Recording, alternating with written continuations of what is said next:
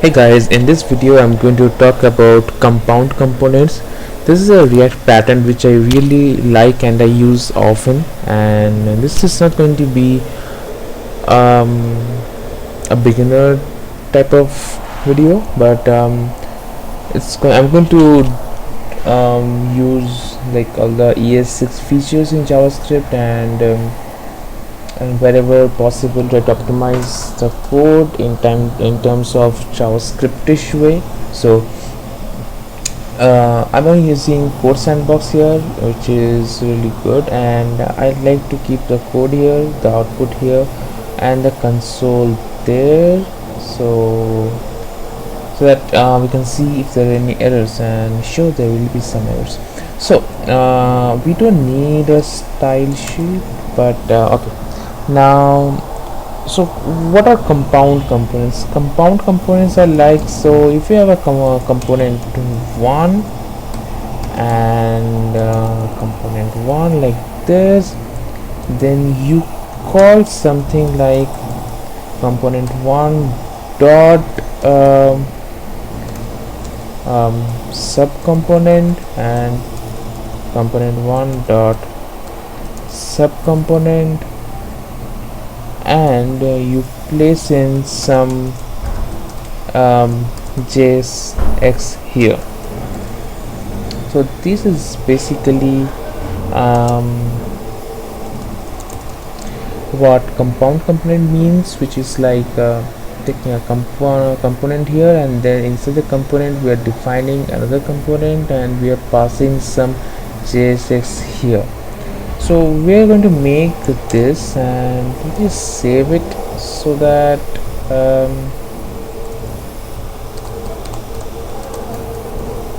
COMPOUND component, so that I can share this link in the video description. Yeah, so it's going to be like this. So let's make a component first. Let's call it my component. So class component extends react dot pure component, and the render function, that's first render like I am p, let's have p here, and I am a component, let's say. So we can call this component inside the main app function using react.fragment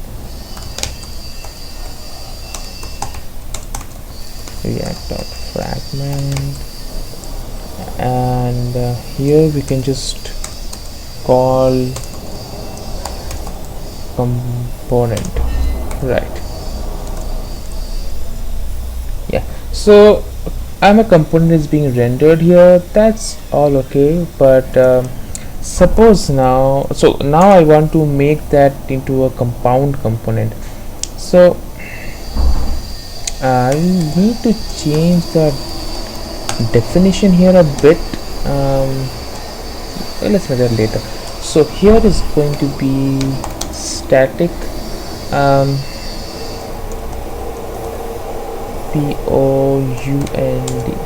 compound is equal to, this can be this will be another component actually, so props, and then that is return p and saying that I am a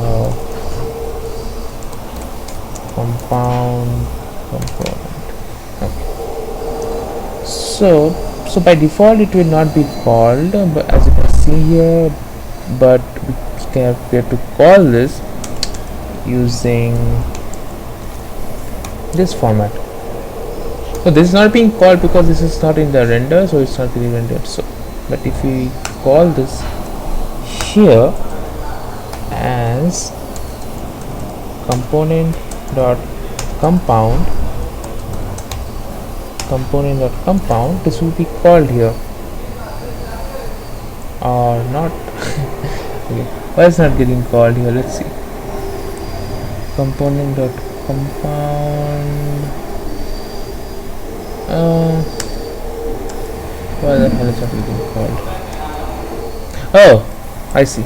I see. Okay, yeah. So by default it is not going to be called here also, but we have to render this component here in the in our render method. So let's do that. So div and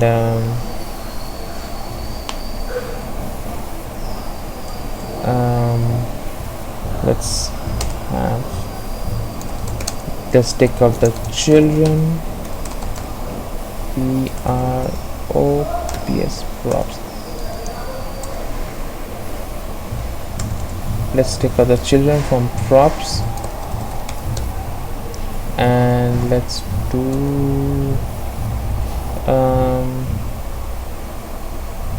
let's call the children. Okay, let's call the children, and then let us say I am a component. So this is how you can make a compound component, but the tutorial would be incomplete if I don't give you the use of a compound component, because basically it doesn't make any sense. I can just write this div over here and not worry about all these things. Doesn't make sense here. So the advantage of this compound component is, for example, let's say I want this component to have a button, and on click it's going to count the number of times it is clicked. So times is 0 initially, let's say. Now let's just take out times from the state. Now let us just print in a span, because we are web developers and we do things properly. So in a span, let's print out times. So initially it's going to be 0, but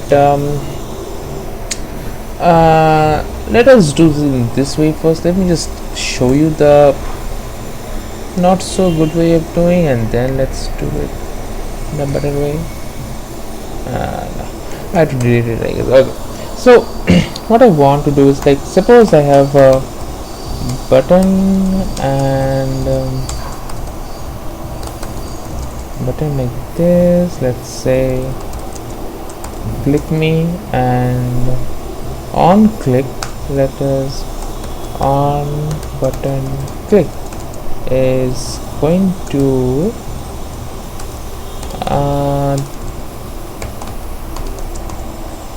this dot set state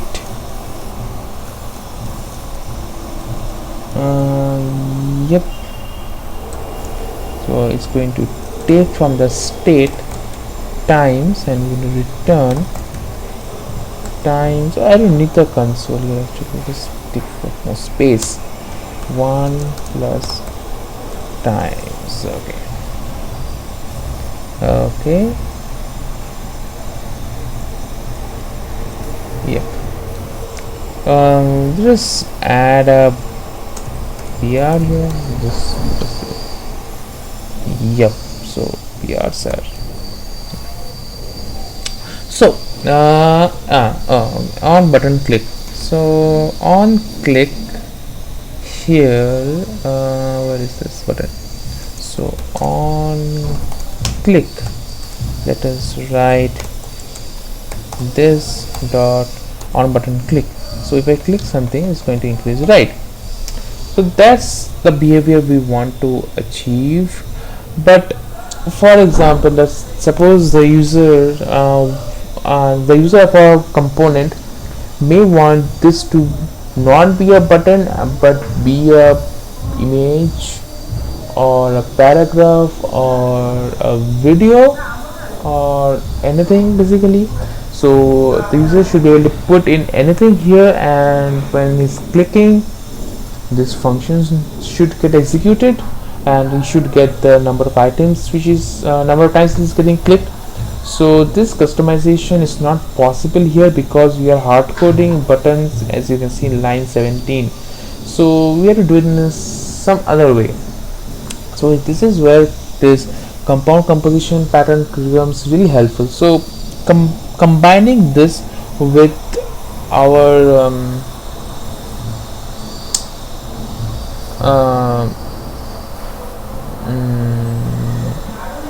yeah, so combining this with our other React methods, we can actually achieve this. So let's see how. So instead of button, let us do something like React dot. It will have props of its own, but it doesn't need to have props. Let's do a clone element first, then children, which I'm giving up some button click on. Button click is going to be this dot on button click. So I'm giving up the button click function to this component, and in the props, instead of this, let us now take the on button click function, and here let us take the children as well. So instead of returning paragraph, let us return div, okay, with the children, and let the div on click be on button click, right? So yeah, so as you okay, 1 second, no, so here we need to do something here. It's actually coming from the other thing, so I remove this from here, and in this component, that compound here, let's put the button element. So button click me button. So if we do this, as you can see, it's working as expected. UI has not changed at all, except we need is BR tag, because we are wrapping our compound component inside a div, so it's automatically getting a tag here. Anyways, so the point I'm trying to say is, like, see this button, we're putting a button here now. Okay, so instead of button, if we just have a div, let's say we don't have a button now, we just have a div. But as you can see here, if I click on this, it will still work. So now the user of our component has the complete flexibility of putting in any component inside this, and it's going to work. So this is the one advantage of this pattern, which I really like about this pattern. It's like, basically the idea is we are having the user to we're giving the user the ability to plug in a custom JSX code, which our code is going to which our code means this component is going to have total control of. So what our component is going to have total control of is variable, but it is going to have total control of that component, and that is super useful. So anything can go in here now, and it's going to work. So let's, instead of clone element, we can also, I think we can also do create element. No, we cannot. Oh, oops. No, we cannot do create element here. You cannot do create element here because for create element, I'm not sure. I will just go to docs again and read it. But yeah, clone element works, and the better way of doing this, I think, would be, let's see, react dot children dot map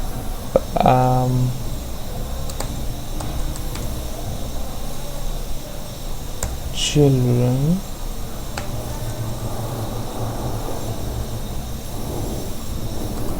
return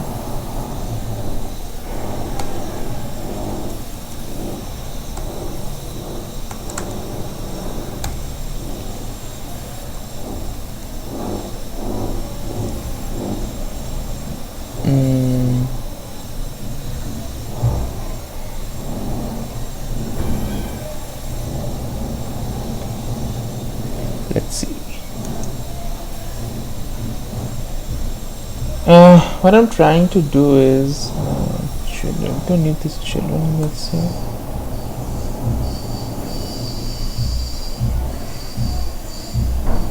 Okay.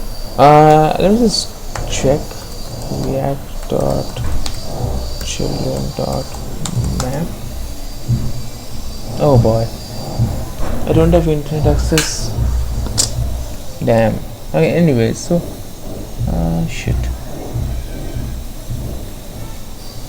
Oh yeah.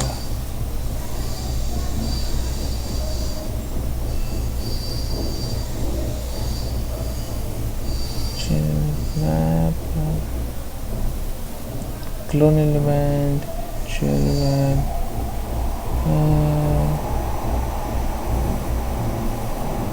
I think I'm missing the. Oops.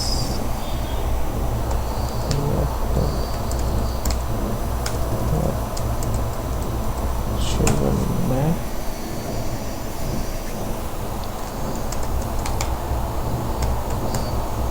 Okay. Yeah. So let's see how they are using this function.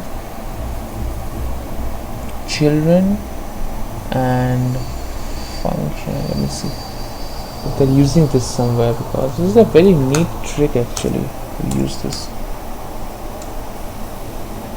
They're not using it here, but let me find some examples. Okay.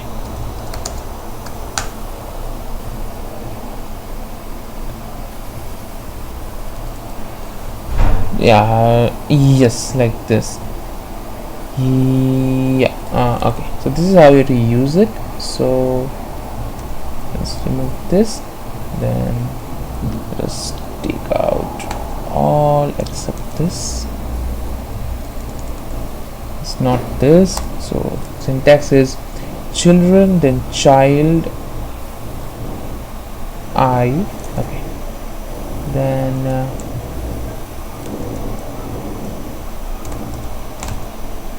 child is going to be this. Yep.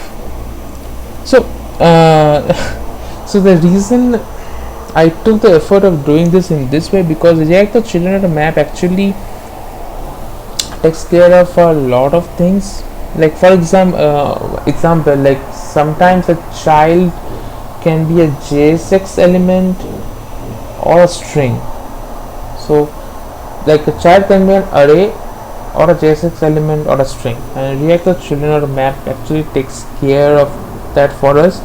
So that is actually a better way of doing. I just forgot how the syntax work, but yeah, React children map the children, and then for each child, I don't know why it's like ignore the. Okay, he's ignoring the first child for some reason, but we don't need to ignore that. He's ignoring the first child for some reason. Okay. Anyway, so he's ignoring that. We don't need to ignore that. So here then for each child, clone element child. So as you can see, it's pretty neat, and like this part is completely in our control now. So this is a very neat pattern, compound component, and I would suggest you to go through this a bit. I use it quite often and I'm totally in love with this. So that's all for this video. If you like it, give it thumbs up. See you guys next time.